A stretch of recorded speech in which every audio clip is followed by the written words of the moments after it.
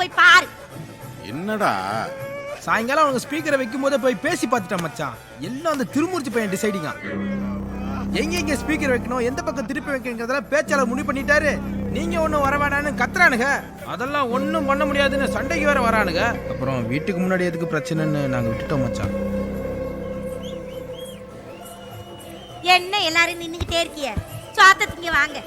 மத்தியானம் ஆக்கி வச்ச சோறு வேத்து போச்சு. அந்த குழம்பு ஊசி போறதுக்குள்ள ஊத்தி தின்னுட்டியேன்னு வச்சுக்கங்களேன், அந்த தட்டை கழுவி வச்சுவேன். ஏன்னா எனக்கு தூக்கம் வந்துருச்சு, நான் தூங்க போறேன். இல்லடா தங்கம், வந்திருக்கிறவரு நம்ம கமிஷன் கொடுக்கணும். வாங்கிக்கிட்டு அவர் அனுப்பிச்சு வச்சுட்டு வந்துடுறேன், சரியா?